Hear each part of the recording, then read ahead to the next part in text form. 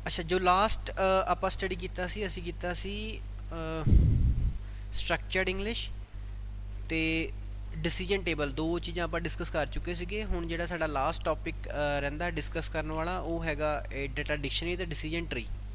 ਠੀਕ ਹੈ, ਸੋ ਪਹਿਲਾਂ ਆਪਾਂ ਸਟਾਰਟ ਕਰਾਂਗੇ ਡੇਟਾ ਡਿਕਸ਼ਨਰੀ ਦੇ ਨਾਲ।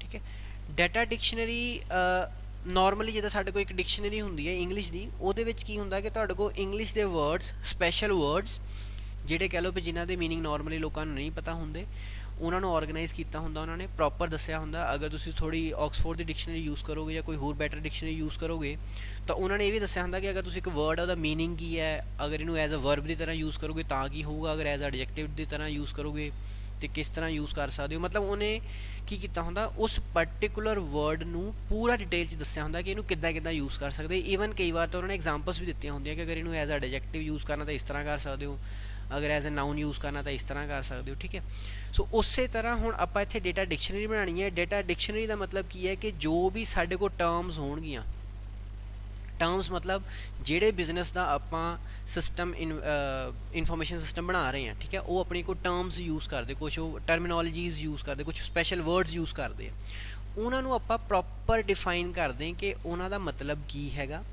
ਠੀਕ ਹੈ, ਉਹ ਇਸ ਕਰਕੇ ਆਪਾਂ ਲਿਖਦੇ ਹਾਂ ਤਾਂ ਕਿ ਥਰੂ ਆਊਟ ਦਾ ਸੋਫਟਵੇਅਰ ਜਿਹੜਾ ਵੀ ਉਸ ਟਰਮ ਨੂੰ ਯੂਜ਼ ਕਰੇ ਉਹਨੂੰ ਪਤਾ ਹੋਵੇ ਵੀ ਇਸ ਟਰਮ ਦਾ ਇਸ ਮਤਲਬ ਕੰਟੈਕਸਟ ਕੀ ਮਤਲਬ ਹੈ। ਕਈ ਵਾਰੀ ਕੀ ਹੁੰਦਾ, ਕੁਛ ਵਰਡਸ ਹਰ ਕੰਪਨੀ ਦੇ ਅਲੱਗ-ਅਲੱਗ ਹੁੰਦੇ ਆ। ਠੀਕ ਹੈ, ਕਈ ਵਾਰੀ ਸ਼ਾਰਟਕਟ ਹੁੰਦੇ ਆ, ਜਿੱਦਾਂ ਅਗਰ ਤੁਸੀਂ ਕੰਪਨੀ ਸੁਣਿਆ ਹੋਣਾ, ਉਹ ਕਹਿੰਦੇ ਹੁੰਦੇ ABC ਸ਼ਿਫਟ। ਠੀਕ ਹੈ, ਹੁਣ ABC ਸ਼ਿਫਟ ਨੋਰਮਲੀ ਕਿਸੇ ਬੰਦੇ ਨੂੰ ਨਹੀਂ ਪਤਾ ਹੁੰਦਾ, ਪਰ ਜਿਹੜਾ ਉੱਥੇ ਕੰਮ ਕਰ ਰਿਹਾ ਉਹਨੂੰ ਪਤਾ ਵੀ A ਸ਼ਿਫਟ ਦਾ ਮਤਲਬ ਕਿੰਨੇ ਤੋਂ ਕਿੰਨੇ ਹੈ, B ਦਾ ਮਤਲਬ ਕਿੰਨੇ ਤੋਂ ਕਿੰਨੇ ਹੈ, C ਦਾ ਮਤਲਬ ਕਿੰਨੇ ਤੋਂ ਕਿੰਨੇ ਹੈ। ਠੀਕ ਹੈ, ਮਤਲਬ ਹਰ ਆਰਗੇਨਾਈਜੇਸ਼ਨ 'ਚ ਕੁਛ ਇੱਦਾਂ ਦੇ ਵਰਡਸ ਹੁੰਦੇ ਆ ਜਿਹੜੇ ਉਹਨਾਂ ਲਈ ਹੀ ਉਹ ਚੱਲਦੇ ਆ। ਜਿੱਦਾਂ ਕਈ ਸਕੂਲਾਂ 'ਚ ਹੁੰਦਾ ਕਿ ਉਹ ਪੇਰੈਂਟਸ ਟੀਚਰ ਮੀਟਿੰਗ ਹੁੰਦੀ ਤਾਂ PTM ਕਹਿੰਦੇ ਆ ਕਿ PTM ਅੱਜ ਹੋ ਰਹੀ ਹੈ ਜੀ। ਨੋਰਮਲੀ ਕਿਸੇ ਨੂੰ ਕੀ ਪਤਾ PTM ਹੈ ਜਾਂ PTM ਹੈ। ਠੀਕ ਹੈ, ਸੋ ਮਤਲਬ ਕੀ ਹੈ ਕਿ ਤੁਸੀਂ ਹਰ ਆਰਗੇਨਾਈਜੇਸ਼ਨ ਦੀ ਜੋ ਵੀ ਟਰਮਸ ਹੁੰਦੇ ਉਹਨਾਂ ਨੂੰ ਪ੍ਰੋਪਰਲੀ ਡਿਫਾਈਨ ਕਰ ਲੈਂਦੇ ਹੋ, ਲਿਖ ਕੇ ਰੱਖ ਲੈਂਦੇ ਹੋ, ਤਾਂ ਕਿ ਤੁਹਾਨੂੰ ਬਾਅਦ ਵਿੱਚ ਇਹਦੀ ਕੋਈ ਪ੍ਰੋਬਲਮ ਨਾ ਆਵੇ ਸਮਝਣ ਦੀ। ਠੀਕ ਹੈ, ਸਾਰਿਆਂ ਨੂੰ ਸੇਮ ਚੀਜ਼ਾਂ ਪਤਾ ਹੋਣੀ ਚਾਹੀਦੀਆਂ। ਠੀਕ ਹੈ, ਜਿੱਦਾਂ ਉਹਨੇ ਐਗਜ਼ਾਮਪਲ ਦਿੱਤੀ ਕਿ ਅਗਰ ਬਾਈ ਚਾਂਸ ਤੁਸੀਂ ਵੈਂਡਰ ਨੇਮ ਤੁਸੀਂ ਯੂਜ਼ ਕਰਦੇ ਹੋ ਤੇ ਜਾਂ ਵੈਂਡਰ ਦਾ ਤੁਸੀਂ ਡਾਟਾ ਸਟੋਰ ਕਰਦੇ ਹੋ, ਤਾਂ ਉਹਦੀ ਡਾਟਾ ਡਿਕਸ਼ਨਰੀ ਮਤਲਬ ਡਿਕਸ਼ਨਰੀ ਦੇ ਵਿੱਚ ਉਹਨਾਂ ਨੇ ਉਹਨੂੰ ਸਟੋਰ ਕਿੱਦਾਂ ਕੀਤਾ ਹੋਊਗਾ। ਪਹਿਲਾਂ ਵੈਂਡਰ ਦਾ ਨਾਮ ਹੋਊਗਾ, ਫਿਰ ਉਹਦੀ street number, city, state, pin code, phone number, fax, email, website. ਮਤਲਬ ਅਗਰ ਕਿਸੇ ਨੇ ਲਾਸਟ ਵੈਲਿਊ ਪੜ੍ਹੀ ਤਾਂ ਉਹਨੂੰ ਪਤਾ ਲੱਗ ਜਾਣਾ ਕਿ ਸਾਡੇ ਰੂਲ ਦੇ ਅਕੋਰਡਿੰਗ, ਡਿਕਸ਼ਨਰੀ ਦੇ ਅਕੋਰਡਿੰਗ ਲਾਸਟ ਵੈਲਿਊ ਕਿਹਨੂੰ ਰੈਫਰ ਕਰ ਰਹੀ, ਵੈਬਸਾਈਟ ਨੂੰ ਰੈਫਰ ਕਰ ਰਹੀ। ਠੀਕ ਹੈ, ਤੇ ਡਿਕਸ਼ਨਰੀ ਨੂੰ ਬਣਾਉਣ ਲਈ ਇਹ ਕੁਝ ਸਿੰਬਲਸ ਨੂੰ ਯੂਜ਼ ਕਰਦੇ ਆ। ਠੀਕ ਹੈ, ਉਹ ਸਿੰਬਲਸ ਕਿਹੜੇ ਕਿਹੜੇ ਹੈਗੇ ਇਹ ਆਪਾਂ ਸਿੰਪਲੀ ਦੇਖ ਲੈਂਦੇ ਹਾਂ। ਆਪਾਂ ਇਜ਼ ਇਕੁਅਲ ਟੂ ਯੂਜ਼ ਕਰਦੇ ਹਾਂ ਕਿ ਇੱਕ ਵੈਲਿਊ ਕਿਸੇ ਦੇ ਅਗਰ ਇਕੁਅਲ ਟੂ ਹੈ ਤਾਂ। ਅਗਰ ਆਪਾਂ ਐਂਡ ਨੂੰ ਯੂਜ਼ ਕਰਨਾ ਤਾਂ ਆਪਾਂ ਪਲੱਸ ਯੂਜ਼ ਕਰਦੇ ਹਾਂ। ਜਿੱਦਾਂ ਆਪਾਂ ਗੱਲ ਕੀਤੀ ਪਹਿਲਾਂ, ਇਹਨਾਂ ਨੇ ਐਗਜ਼ਾਮਪਲ ਦਿੱਤੀ ਹੋਈ ਹੈ, ਵੈਂਡਰ ਲਿਖਣਾ ਐਂਡ ਪਲੱਸ ਮਤਲਬ ਨਾਲ ਉਹਦਾ ਸਟਰੀਟ ਐਡਰੈਸ ਲਿਖਣਾ, ਫਿਰ ਉਹਦੀ ਸਿਟੀ ਲਿਖਣੀ, ਇਸ ਤਰ੍ਹਾਂ। ਠੀਕ ਹੈ, ਪਲੱਸ ਮਤਲਬ ਐਂਡ। ਇਸੇ ਤਰ੍ਹਾਂ ਅਗਰ ਬ੍ਰੈਸਿਸ ਦਾ ਮਤਲਬ ਹੈ ਕਿ ਆਪਸ਼ਨਲ ਹੈ ਕੋਈ ਚੀਜ਼, ਆਈਦਰ ਜਾਂ ਔਰ। ਠੀਕ ਹੈ, ਮਤਲਬ ਇਹ ਜਾਂ ਇਹ ਜਾਂ ਇਹ, ਬ੍ਰੈਕਟ 'ਚ ਆਪਸ਼ਨਲ ਆਊਗਾ। ਠੀਕ ਹੈ, ਲਾਸਟ ਆਈਟਰੇਸ਼ਨ ਕਿ ਅਗਰ ਇੱਕੋ ਚੀਜ਼ ਬਾਰ-ਬਾਰ ਰਿਪੀਟ ਹੋ ਰਹੀ ਤਾਂ ਉਹਨੂੰ ਆਪਾਂ ਇਸ ਢੰਗ ਨਾਲ ਲਿਖ ਸਕਦੇ ਹਾਂ। ਠੀਕ ਹੈ, ਮੇਨਲੀ ਜੋ ਆਪਾਂ ਡਾਟਾ ਡਿਕਸ਼ਨਰੀ 'ਚ ਸਟੋਰ ਕਰਦੇ ਹਾਂ ਉਹ ਕਿਹੜੀਆਂ ਕਿਹੜੀਆਂ ਚੀਜ਼ਾਂ ਯੂਜ਼ ਸਟੋਰ ਕਰਦੇ ਆਪਾਂ ਡਾਟਾ ਐਲੀਮੈਂਟ ਜਿਹੜਾ ਹੈ ਉਹਨੂੰ ਸਟੋਰ ਕਰਾਂਗੇ। ਠੀਕ ਹੈ, ਡੇਟਾ ਸਟਰਕਚਰ ਅਗਰ ਤੁਸੀਂ ਕੋਈ ਯੂਜ਼ ਕਰ ਰਹੇ ਹੋ ਤਾਂ ਤੁਸੀਂ ਉਹਦੀ ਡਿਕਸ਼ਨਰੀ ਦੇ ਵਿੱਚ ਐਂਟਰੀ ਕਰੋਗੇ, ਜਾਂ ਤੁਸੀਂ ਡਾਟਾ ਫਲੋਜ਼ ਜਾਂ ਡਾਟਾ ਸਟੋਰ। ਠੀਕ ਹੈ, ਹੁਣ ਐਲੀਮੈਂਟ ਮਤਲਬ ਸਟੂਡੈਂਟ ਹੋ ਗਿਆ। ਠੀਕ ਹੈ, ਸਟਰਕਚਰ ਹੋ ਗਿਆ ਕਿ ਉਹਦਾ ਕਿਹੜੀ ਕਿਹੜੀ ਵੈਲਿਊ ਤੁਸੀਂ ਸਟੋਰ ਕਰਨੀ। ਮੰਨ ਲਓ ਤੁਸੀਂ ਉਹਦਾ ਸਟਰਕਟ ਬਣਾ ਲਿਆ, ਸਟਰਕਟ ਸਟੂਡੈਂਟ ਤੁਸੀਂ ਉਹਦਾ ਰੋਲ ਨੰਬਰ ਸੇਵ ਕਰਦੇ ਹੋ, ਨੇਮ ਸੇਵ ਕਰਦੇ ਹੋ, ਸਬਜੈਕਟ ਸੇਵ ਕਰਦੇ ਹੋ, ਫੀਸ ਸੇਵ ਕਰਦੇ ਹੋ, ਕਲਾਸ ਸੇਵ ਕਰਦੇ ਹੋ, ਕੀ ਸੇਵ ਕਰਦੇ ਹੋ। ਠੀਕ ਹੈ, ਉਹ ਹੋ ਗਿਆ ਸਟਰਕਚਰ। ਫਲੋਜ਼, ਇੱਕ ਸਾਈਡ ਤੋਂ ਡਾਟਾ ਅਗਰ ਇਸ ਤਰ੍ਹਾਂ ਐਰੋ ਹੈ ਤਾਂ ਇਹਦਾ ਕੀ ਮਤਲਬ ਹੈ। ਠੀਕ ਹੈ, ਮਤਲਬ ਡਾਟਾ ਕੀ ਜਾ ਰਿਹਾ ਲੈਫਟ ਟੂ ਰਾਈਟ। ਜਿੱਦਾਂ ਤੁਹਾਨੂੰ ਲਾਸਟ ਈਅਰ ਯਾਦ ਹੋਣਾ ਵੀ ਜਦੋਂ ਆਪਾਂ C++ ਪੜ੍ਹਦੇ ਸੀ ਤਾਂ ਮੈਂ ਕਹਿੰਦਾ ਸੀ ਕਿ ਅਸੀਂ A to B ਅਗਰ ਕਲਾਸ ਬਣਾਉਂਦੇ ਹਾਂ ਤਾਂ ਮੈਂ ਐਰੋ ਇਸ ਢੰਗ ਨਾਲ ਯੂਜ਼ ਕਰਦਾ ਅਤੇ ਬੁੱਕ ਵਾਲੇ ਜਿਹੜੇ ਹੈ ਤੁਹਾਡੇ ਇਸ ਢੰਗ ਨਾਲ ਯੂਜ਼ ਕਰਦੇ ਆ। ਠੀਕ ਹੈ, ਅਤੇ ਬੁੱਕ ਦੇ ਅਕੋਰਡਿੰਗ ਇਹਦਾ ਮਤਲਬ ਸੀਗਾ ਕਿ B ਕਲਾਸ A ਤੋਂ ਬਣੀ। ਜਿਹੜਾ ਮੈਂ ਟਰਮੀਨੋਲੋਜੀ ਯੂਜ਼ ਕਰਦਾ, ਮੈਂ ਨੀਚੇ ਨੂੰ ਐਰੋ ਯੂਜ਼ ਕਰਦਾ ਕਿ B ਕਲਾਸ ਜਿਹੜੀ A ਤੋਂ ਬਣੀ। ਮਤਲਬ ਤੁਸੀਂ ਫਲੋ ਡਾਟਾ ਦਾ ਕਿਸ ਤਰ੍ਹਾਂ ਜਾ ਰਿਹਾ ਤੁਸੀਂ ਉਹ ਵੀ ਡਿਕਸ਼ਨਰੀ ਦੇ ਵਿੱਚ ਆਪਣਾ ਮੈਂਸ਼ਨ ਕਰ ਸਕਦੇ ਹੋ। ਠੀਕ ਹੈ, ਤੇ ਡਾਟਾ ਸਟੋਰਸ ਕਿੱਥੋਂ ਕਿੱਥੋਂ ਤੁਸੀਂ ਡਾਟਾ ਚੱਕਣਾ ਹੈ। ਠੀਕ ਹੈ, ਅਗਰ ਸਟੂਡੈਂਟ ਦਾ ਡਾਟਾ ਚੱਕਣਾ ਤਾਂ ਉਹ ਕਿੱਥੋਂ ਮਿਲੂਗਾ ਤੁਹਾਨੂੰ, ਰਜਿਸਟਰਸ ਤੋਂ। ठीक है। सेव कित्थे कित्थे करना, तुसी एडमिन रजिस्टर च सेव करना, ठीक है। उस तो तुसी अटेंडेंस रजिस्टर दे विच ਜਿਹੜਾ ਡਾਟਾ ਹੈ ਇਹਦਾ ਸਟੋਰ ਕਰਨਾ ਜਾਂ ਤੁਹਾਨੂੰ ਇੱਥੋਂ ਡਾਟਾ ਮਿਲ ਸਕਦਾ। ਸੋ ਇਸ ਤਰ੍ਹਾਂ ਮਤਲਬ ਤੁਸੀਂ ਹਰ ਡਿਕਸ਼ਨਰੀ ਦੇ ਵਿੱਚ ਇਹਨਾਂ ਆਈਟਮਸ ਦੀ ਜਿਹੜੀ ਹੈ ਐਂਟਰੀ ਕਰ ਸਕਦੇ ਹੋ। ਡਿਕਸ਼ਨਰੀ ਬਣਾਉਣ ਦਾ ਸਾਨੂੰ ਫਾਇਦਾ ਕੀ ਹੁੰਦਾ ਕਿ ਸਾਡੀ ਸਟੈਂਡਰਡਸ ਬਣ ਜਾਂਦੇ, ਸਾਨੂੰ ਉਹਦੀ ਪਰਟੀਕੂਲਰ ਡੈਫੀਨੇਸ਼ਨ ਜਿਹੜੀ ਉਹ ਕਲੀਅਰ ਹੋ ਜਾਂਦੀ, ਉਹ ਕਿਸੇ ਵੀ ਪੁਆਇੰਟ 'ਤੇ ਚੇਂਜ ਨਹੀਂ ਹੋਊਗੀ। ਜਿੱਦਾਂ ਡਿਕਸ਼ਨਰੀ ਦਾ ਇੱਕ ਮਤਲਬ ਹੈ, ਮੰਨ ਲਓ ਆਕਸਫੋਰਡ ਦੀ ਡਿਕਸ਼ਨਰੀ ਹੈ ਨਾ, ਕੋਈ ਉਹਦਾ ਵਰਡ ਹੈ, ਡਾਟਾ ਹੀ ਮੰਨ ਲਓ ਵਰਡ ਹੈ, ਤਾਂ ਡਾਟਾ ਦਾ ਮਤਲਬ ਜੋ ਇੰਡੀਅਨ ਲੈਂਗੁਏਜ ਦੇ ਵਿੱਚ ਪੰਜਾਬੀ 'ਚ ਜੋ ਸਮਝੋਗੇ ਉਹੀ ਕਨੜਾ 'ਚ ਹੋਣਾ, ਉਹੀ ਕਿਸੇ ਹੋਰ 'ਚ ਹੋਣਾ। ਮਤਲਬ ਇੱਦਾਂ ਨਹੀਂ ਹੈ ਵੀ ਡਾਟਾ ਨੂੰ ਜਿਹੜੇ ਪੰਜਾਬ ਦੇ ਲੋਕ ਆ ਕੁਛ ਹੋਰ ਸਮਝਦੇ ਆ, ਜਾਂ ਕੈਨੇਡਾ ਦੇ ਕੁਛ ਹੋਰ ਸਮਝਦੇ ਆ, ਜਾਂ ਤੁਹਾਡੇ ਸਾਊਥ ਇੰਡੀਅਨ ਕੁਛ ਹੋਰ ਸਮਝਦੇ ਆ, ਮਤਲਬ ਇੱਦਾਂ ਦਾ ਕੁਛ ਨਹੀਂ ਹੁੰਦਾ, ਠੀਕ ਹੈ। ਡਿਕਸ਼ਨਰੀ ਮਤਲਬ ਉਹ ਸਟੈਂਡਰਡ ਹੋ ਗਿਆ, ਉਹਨੂੰ ਸਾਰੇ ਫੋਲੋ ਕਰਨਗੇ, ਠੀਕ ਹੈ। ਉਹਦੇ ਨਾਲ ਕੀ ਹੁੰਦਾ, ਤੁਹਾਡਾ ਯੂਨੀਕਲੀ ਆਈਡੈਂਟੀਫਾਈ ਕਰ ਦਿੰਦੇ ਤੁਸੀਂ ਚੀਜ਼ਾਂ ਨੂੰ, ਪ੍ਰੋਪਰਲੀ ਡਿਫਾਈਨ ਕਰ ਦਿੰਦੇ। ਕ੍ਰੋਸ ਰੈਫਰੈਂਸਿਸ ਕਰਨੀਆਂ ਜਿਹੜੀਆਂ ਸੌਖੀਆਂ। ਕ੍ਰੋਸ ਰੈਫਰੈਂਸਿਸ ਮਤਲਬ ਅਗਰ ਆਪਾਂ ਸਟੂਡੈਂਟ ਆਪਾਂ ਸੇਵ ਕਰ ਲਿਆ ਕਿ ਇਹ ਡਾਟਾ ਐਲੀਮੈਂਟ ਹੈ ਨਾ, ਹੁਣ ਤੁਹਾਡੇ ਪੂਰੇ ਸੌਫਟਵੇਅਰ ਦੇ ਵਿੱਚ ਬਹੁਤ ਸਾਰੇ ਮੋਡਿਊਲਸ ਹੋਣਗੇ, ਕਿਤੇ ਵੀ ਉਹਨਾਂ ਨੇ ਅਗਰ ਸਟੂਡੈਂਟ ਵਰਡ ਲਿਖਤਾ, it means you are referring to the same student that you have already entered in the data dictionary, ਠੀਕ ਹੈ। ਮਤਲਬ ਤੁਸੀਂ ਉਸੇ ਸਟੂਡੈਂਟ ਦੀ ਗੱਲ ਕਰ ਰਹੇ ਹੋ, ਉੱਥੇ ਸਟੂਡੈਂਟ ਮਤਲਬ ਕੁਛ ਹੋਰ ਨਹੀਂ ਹੋ ਜਾਣਾ, ਠੀਕ ਹੈ।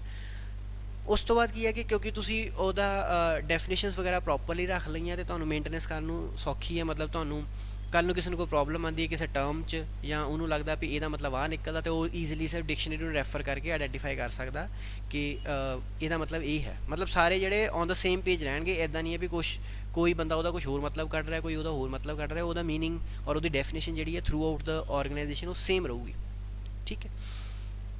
ਉਸ ਤੋਂ ਬਾਅਦ ਜਿੱਦਾਂ ਇਹਨਾਂ ਨੇ ਇੱਕ ਐਗਜ਼ਾਮਪਲ ਦਿੱਤੀ ਹੋਈ ਹੈ, ਤੁਸੀਂ ਉਸ ਐਗਜ਼ਾਮਪਲ ਨੂੰ ਐਗਜ਼ਾਮ ਦੇ ਵਿੱਚ ਲਿਖ ਸਕਦੇ ਹੋ। ਤੁਹਾਡਾ ਫਿਗਰ 7.54 ਹੈ, ਪੇਜ ਨੰਬਰ 7/43 ਤੇ, ਠੀਕ ਹੈ। ਇੱਥੇ ਲਿਖਿਆ ਜਾਂਦਾ ਡਾਟਾ ਐਲੀਮੈਂਟ, ਮਤਲਬ ਤੁਸੀਂ ਡਾਟਾ ਕਿਹਦਾ ਮਤਲਬ ਕਿਹਦੇ ਰਿਗਾਰਡਿੰਗ ਡਾਟਾ ਸਟੋਰ ਕਰਨਾ ਚਾਹੁੰਦੇ ਹੋ, ਵੈਂਡਰ ਨੰਬਰ। ਇਹ ਹੁਣ ਡਾਟਾ ਡਿਕਸ਼ਨਰੀ ਦੀ ਐਂਟਰੀ ਕਿੱਦਾਂ ਹੋਊਗੀ, ਜਿੱਦਾਂ ਆਪਾਂ ਗੱਲ ਕਰ ਰਹੇ ਸੀ ਵੀ ਕੋਈ ਵਰਡ ਤੁਸੀਂ ਲੈਂਦੇ ਹੋ ਤਾਂ ਉਹਦਾ ਥੱਲੇ ਐਡਜੈਕਟਿਵ, ਨਾਊਨ, ਉਹਦੇ ਐਗਜ਼ਾਮਪਲਸ, ਹਿੰਦੀ 'ਚ ਮੀਨਿੰਗ, ਉਹਦਾ ਯੂਜ਼, ਸਾਰਾ ਕੁਝ ਦੱਸਿਆ ਹੁੰਦਾ। ਉਸੇ ਤਰ੍ਹਾਂ ਹੁਣ ਇੱਥੇ ਆਪਾਂ ਕਿਹਦਾ ਜਿਹੜੀ ਡਿਕਸ਼ਨਰੀ ਦੀ ਐਂਟਰੀ ਕਿਹਦੀ ਕਰ ਰਹੇ ਆਪਾਂ, ਵੈਂਡਰ ਨੰਬਰ ਦੀ, ਠੀਕ ਹੈ। ਅਲੀਆਸ ਮਤਲਬ ਉਹਨੂੰ ਕੁਝ ਹੋਰ ਨਾਮ ਤੋਂ ਆਪਾਂ ਨਹੀਂ ਜਾਣਦੇ। ਡਿਸਕ੍ਰਿਪਸ਼ਨ, ਵੈਂਡਰ ਨੰਬਰ ਦਾ ਕੀ ਮਤਲਬ ਹੈ ਵੀ ਇੱਕ ਯੂਨੀਕ ਆਈਡੈਂਟੀਫਾਇਰ ਹੈ ਜਿਹੜਾ ਵੈਂਡਰ ਦਾ ਦੱਸੂਗਾ, ਮਤਲਬ ਵੈਂਡਰ ਹੁੰਦਾ ਜਿਹਦੇ ਕੋਲ ਆਪਾਂ ਸਮਾਨ ਖਰੀਦਦੇ ਹਾਂ, ਠੀਕ ਹੈ। ਫਾਰਮੈਟ ਮਤਲਬ ਉਹਦਾ ਨਾਮ ਕਿਸ ਢੰਗ ਦਾ ਹੋ ਸਕਦਾ, ਐਲਫਾਨੁਮੈਰਿਕ ਹੋ ਸਕਦਾ ਜਾਂ 6 ਕਰੈਕਟਰਸ ਦਾ ਹੋ ਸਕਦਾ, ਠੀਕ ਹੈ। ਉਸ ਤੋਂ ਬਾਅਦ ਡਾਟਾ ਫਲੋਜ਼, ਮਤਲਬ ਉਹ ਕਿੱਥੇ ਕਿੱਥੇ ਜਿਹੜਾ ਵੈਂਡਰ ਦਾ ਡਾਟਾ ਜਾਊਗਾ, ਵੈਂਡਰ ਮਾਸਟਰ 'ਚ ਡਾਟਾ ਉਹਦਾ ਅਵੇਲੇਬਲ ਹੋਊਗਾ ਕਿਉਂਕਿ ਉਹਨੂੰ ਪੈਸੇ ਦੇਣੇ, ਇਸ ਕਰਕੇ ਅਕਾਊਂਟ ਪੇਬਲ 'ਚ ਹੋਊਗਾ, ਠੀਕ ਹੈ। ਐਡਜਸਟਮੈਂਟਸ ਅਗਰ ਉਹਨਾਂ ਕੁਛ ਕਰਦੇ ਹੋ ਤਾਂ ਉਹ ਹੋਊਗਾ। ਚੈੱਕ ਰੀਕਨਸਿਲੇਸ਼ਨ, ਚੈੱਕ ਤੁਸੀਂ ਉਹਨੂੰ ਦਿੰਦੇ ਹੋ ਤਾਂ ਰੀਕਨਸਿਲੇਸ਼ਨ ਮਤਲਬ ਤੁਹਾਡਾ ਚੈੱਕ ਪ੍ਰੋਪਰ ਲੱਗ ਗਿਆ ਜਾਂ ਨਹੀਂ ਲੱਗ ਗਿਆ, ਉਸ ਚੀਜ਼ ਨੂੰ ਆਪਾਂ ਕਹਿੰਦੇ ਪ੍ਰੋਸੈਸ ਹੁੰਦਾ ਇਹ ਚੈੱਕ ਰੀਕਨਸਿਲੇਸ਼ਨ ਦਾ, ਠੀਕ ਹੈ। ਮਤਲਬ ਇੱਥੇ ਤੁਸੀਂ ਵੈਂਡਰ ਨੰਬਰ ਨੂੰ ਯੂਜ਼ ਕਰਦੇ ਹੋ। ਉਸ ਤੋਂ ਕਿਹੜੀਆਂ ਰਿਪੋਰਟਸ ਵੈਂਡਰ ਨੰਬਰ ਤੁਹਾਨੂੰ ਅਵੇਲੇਬਲ ਹੈ, ਅਲਫਾਬੈਟੀਕਲ ਵੈਂਡਰ ਲਿਸਟ ਅਗਰ ਕੱਢੋਗੇ ਤਾਂ ਉੱਥੇ ਤੁਹਾਨੂੰ ਵੈਂਡਰ ਨੰਬਰ ਮਿਲੂਗਾ, ਅਗਰ ਤੁਸੀਂ ਵੈਂਡਰ ਲਿਸਟ ਕੱਢਦੇ ਹੋ ਨਿਊਮੈਰਿਕ ਤਾਂ ਵੀ ਮਿਲ ਜੂਗਾ। ਅਕਾਊਂਟਸ ਪੇਬਲ, AP ਮਤਲਬ ਅਕਾਊਂਟਸ ਪੇਬਲ ਟ੍ਰਾਂਜੈਕਸ਼ਨ ਦੇ ਵਿੱਚ ਵੀ ਤੁਹਾਨੂੰ ਮਿਲ ਜੂਗਾ।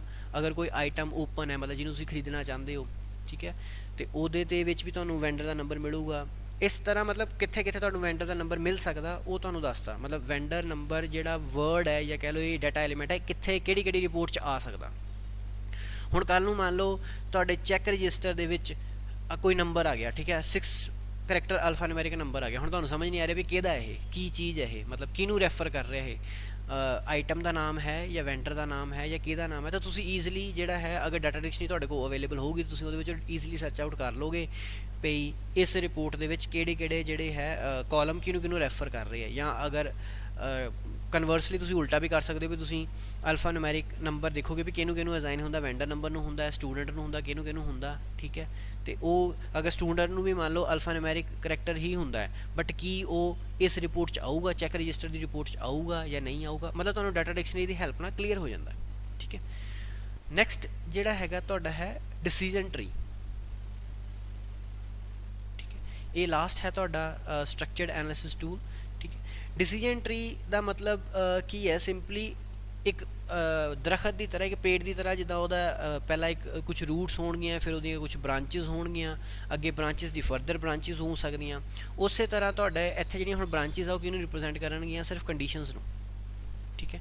ਮੰਨ ਲਓ ਕੋਈ ਰੂਟ ਹੈ, ਤੁਸੀਂ ਕੋਈ ਡਿਸੀਜਨ ਲੈਣਾ ਤਾਂ ਉਹਦੇ ਲਈ ਪਹਿਲਾਂ ਆਹ ਕੰਡੀਸ਼ਨ ਫੁੱਲਫਿਲ ਹੋਣੀ ਚਾਹੀਦੀ, ਅਗਰ ਇਹ ਵਾਲੀ ਫੁੱਲਫਿਲ ਹੁੰਦੀ ਹੈ ਤਾਂ ਆਹ ਤਿੰਨਾਂ 'ਚ ਕੋਈ ਇੱਕ ਫੁੱਲਫਿਲ ਹੋਣੀ ਚਾਹੀਦੀ।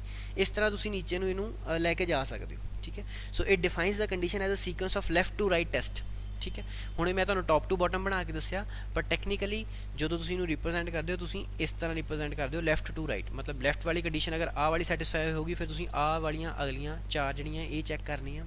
ठीक है। सो सीक्वेंस की लैफ्ट टू राइट हुंदा है। ਇਹਦੇ ਨਾਲ ਸਾਨੂੰ ਪਾਥ ਪਤਾ ਚੱਲ ਜਾਂਦਾ। ਪਾਥ ਮਤਲਬ ਰਸਤਾ, ਮਤਲਬ ਅਗਰ ਬਾਈ ਚਾਂਸ ਕਿਸੇ ਬੰਦੇ ਨੇ ਇਸ ਪੁਆਇੰਟ ਤੇ ਪਹੁੰਚਣਾ ਹੈ, ਠੀਕ ਹੈ, ਤਾਂ ਉਹਨੂੰ ਕਿਹੜੀ ਕਿਹੜੀ ਕੰਡੀਸ਼ਨ ਫੁੱਲਫਿਲ ਕਰਨੀ ਪੈਣੀ, ਆਹ ਵਾਲੀ, ਉਸ ਤੋਂ ਬਾਅਦ ਮੰਨ ਲਓ ਆਹ ਵਾਲੀ, ਫਿਰ ਇਹਦੇ ਅੱਗੇ 4-5 ਬ੍ਰਾਂਚਿਸ ਹੈ, ਫਿਰ ਇੱਧਰ ਨੂੰ, ਫਿਰ ਇੱਧਰ ਨੂੰ, ਠੀਕ ਹੈ, ਫਿਰ ਇਸ ਤਰ੍ਹਾਂ, ਫਿਰ ਇਸ ਤਰ੍ਹਾਂ, ਮਤਲਬ ਆ ਜਿਹੜੇ ਸਰਕਲ ਜਿਹੜੇ ਤੁਹਾਡੀ ਕੰਡੀਸ਼ਨਸ ਰਿਪਰੈਜ਼ੈਂਟ ਕਰ ਰਹੀਆਂ, ਅਤੇ ਜਿਹੜਾ ਹੁਣ ਉਹਨੇ ਰਸਤਾ ਫੋਲੋ ਕੀਤਾ ਇੱਥੇ ਤੱਕ ਪਹੁੰਚਣ ਨੂੰ, ਉਹਨੂੰ ਆਪਾਂ ਕਹਿ ਦਿੰਦੇ ਪਾਥ, ਸਿੰਪਲ।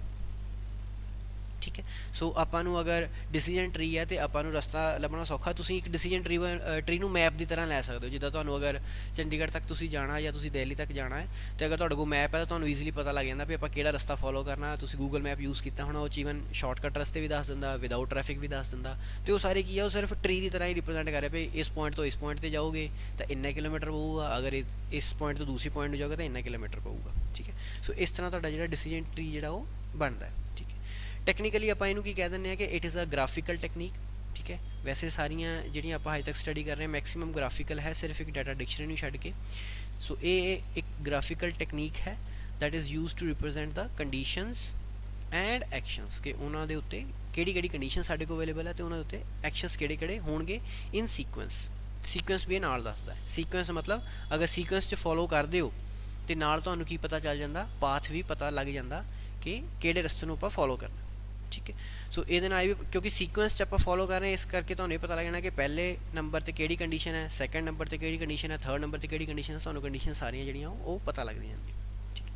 उस तो बाद एडवांटेजिस एंड डिसएडवांटेजिस दसियां गईयां कुछ कि डिसीजन ट्री दे विच एडवांटेज की है कि जिद्दां हुण आपां सी दे विच पढ़दे सीगे इफ एल्स इफ, ठीक है, एल्स इफ फिर अगेन पढ़दे सी, फिर एल्स, ठीक है, या एल्स इफ लैडर जो भी सी तुहाडी। हुण इनू इस तरह रिप्रजेंट कर रहे हो, एक तुसीं इनू ग्राफिकली जिहड़ा रिप्रजेंट करते होंदे सी उस टाइम भी तुसीं एक ग्राफिक्स उहदा चार्ट जिहा बनाते सीगे कि इफ इस तरह आपां बनाते सी, इफ आ कंडीशन यस है तो आपां इधर नूं चले जाना, अगर नो है तो आपां इधर नूं चले जाना। सो ये की है ग्राफिकल रिप्रजेंटेशन। तो तुसीं इस नूं की मान सकते हो ट्री, मतलब डिसीजन ट्री तुहाडे इफ एल्स कंडीशनस नूं एक ग्राफ की तरह रिप्रजेंट कर दिंदा है। ठीक है। उस तो बाद तुसीं जिहड़ा है किसी एक वेरीएबल की वैल्यू हर पॉइंट पर चैक कर सकते हो कि अगर इत्थे कोई वेरीएबल इस पॉइंट पर कोई वेरीएबल आई की वैल्यू मान लो 10 है तो वही कितना 10 हुई, तुसीं इस आई की वैल्यू हर पॉइंट के उत्ते चैक कर सकते हो। ठीक है। So it is use to express the logic in which the value of the variable और एक्शन इज़ इंडिपेंडेंट और डिपेंडेंट ऑन अदर, मतलब इस आई की वैल्यू नूं आ वाली कंडीशन कितना अफेक्ट करूगी, आ वाली कितना अफेक्ट करूगी, ए वाली कंडीशन कितना अफेक्ट करूगी, मतलब उस रस्ते जिन्नियां भी पाथ है वो उन्हां दा की योगदान है आई नूं 10 करन च, वो तुहानूं सारा कुछ इत्थे क्लीयर हो जाता है। ठीक है। उस तो बाद सीक्वेंस तो तुहानूं ऑलरेडी इहदे विच पता लग ही जाता है, वो आपां ऑलरेडी गल कर चुके हैं, सेम ही है। मेनली जिहड़ी इहदी डिसएडवांटेज की हैगी है कि बिकॉज ये हुण जाला बन जाता। ठीक है। जो तुसीं इहनूं ग्राफ आपां गल कर रहे हैं तो पंजाबी सिंपल आपां इहनूं इस तरह कह सकते भी इस तरह कुछ जाल जिहा बन जूगा ये ट्री का। ठीक है। ब्रांचिस होणगियां, बहुत सारियां कंडीशनस होणगियां, ते कई बारी की हुंदा कि तुसीं डेस्टिनेशन तक जिवें तुसीं एक गेम जी खेलते होने कि इत्थे एक बंदा हुंदा, ठीक है, इत्थों इदां रस्ते जे कड्ढने हुंदे, कड्ढ कुड्ढ के तुसीं इत्थे तक पहुँचना हुंदा। ठीक है। कई बारी तो की हुंदा कि ये रस्ता एक यूनीक हुंदा पे इक्को तरह का रस्ता। कई बारी की हुंदा कि तुहाडे कोल मल्टीपल पाथ्स हुंदे, बहुत सारे रस्ते है इस पर्टिकुलर कंडीशन ते पहुँचण दे। इस तरह तुहाडे कोल ग्राफ दे विच अगर तुसीं इस पॉइंट ते पहुँचना है तुहाडे कोल कई रस्ते है। ठीक है। मान लो हुण मैं इहनूं इस तरह जोड़ दिंदा तो हुण इहदे कई रस्ते है, चाहे तुसीं आ वाला अडॉप्ट कर लो, चाहे तुसीं ए वाला अडॉप्ट कर लो। ठीक है। सो रस्ते कई हो सकते किसी पर्टिकुलर पॉइंट ते पहुँचण दे।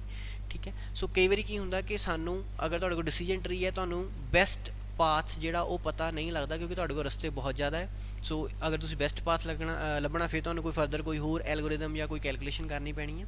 ठीक है। सो ये एक डिसएडवांटेज हैगी है।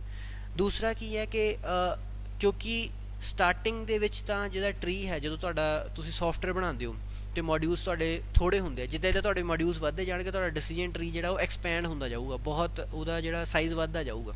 ठीक है। सो क्योंकि साइज़ वधदा जाऊगा तो उस तो बाद तुहानूं उहनूं मैनेज करना मुश्किल हो जाना, ਪਾਰਟੀਕੂਲਰ ਕੰਡੀਸ਼ਨਸ ਨੂੰ ਫੋਲੋ ਅਪ ਕਰਨਾ ਮੁਸ਼ਕਿਲ ਹੋ ਜਾਣਾ। ਠੀਕ ਹੈ, ਤੁਸੀਂ ਕਹਿ ਸਕਦੇ ਹੋ ਵੀ ਜਿੱਦਾਂ ਜਿੱਦਾਂ ਤੁਹਾਡਾ ਮੋਡਿਊਲ ਵੱਧਦੇ ਜਾਣਾ, ਤੁਹਾਡਾ ਡਿਸੀਜਨ ਟਰੀ ਦੀ ਜਿਹੜੀ ਕੰਪਲੈਕਸਿਟੀ ਹੈ ਉਹ ਵੀ ਤੁਹਾਡੀ ਜਿਹੜੀ ਹੈ ਉਹ ਵੱਧਦੀ ਜਾਊਗੀ। ਠੀਕ ਹੈ, ਸੋ ਇਹਦੀ ਜਿਹੜੀ ਹੈ ਡਿਸਐਡਵਾਂਟੇਜ। ਉਸ ਤੋਂ ਬਾਅਦ ਇੱਕ ਤੁਹਾਡਾ ਜਿਹੜਾ ਟੌਪਿਕ ਆਉਂਦਾ ਹੁੰਦਾ ਹੈ ਇਹਦੇ ਪ੍ਰੋਜ਼ ਐਂਡ ਕੌਨਸ, ਕਿ ਹਰ ਜਿੰਨੇ ਵੀ ਤੁਸੀਂ ਹਜੇ ਤੱਕ ਪੜ੍ਹ ਲਏ ਆ, ਠੀਕ ਹੈ, structured English, decision tree, decision table, DFD,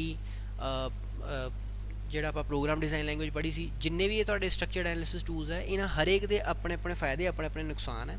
ਠੀਕ ਹੈ, ਸੋ ਉਹ ਤੁਹਾਡੀ ਬੁੱਕ ਦੇ ਉੱਤੇ 7/51 ਪੇਜ ਦੇ ਉੱਤੇ pros and cons of each tool ਦਿੱਤੇ ਹੋਏ ਹੈ। ਅਤੇ ਕਿਉਂਕਿ ਮੈਂ ਆਲਰੇਡੀ ਸਾਰੇ ਟੂਲਸ ਐਕਸਪਲੇਨ ਕਰ ਚੁੱਕਿਆ, ਅਤੇ ਮੇਰੇ ਖਿਆਲ ਨਾਲ ਤੁਸੀਂ ਜਿਹੜੇ ਉਹਦੇ ਪ੍ਰੋਜ਼ ਐਂਡ ਕੌਨਸ ਮਤਲਬ ਬੈਨੀਫਿਟ ਜਾਂ ਉਹਦਾ ਕੁਛ ਨੁਕਸਾਨ ਜੋ ਹੈ ਉਹ ਤੁਸੀਂ ਉੱਥੋਂ ਸਟੱਡੀ ਕਰ ਲੈਣੇ, ਅਤੇ ਉਹ ਤੁਹਾਨੂੰ ਕਲੀਅਰ ਹੋ ਜਾਣਗੇ।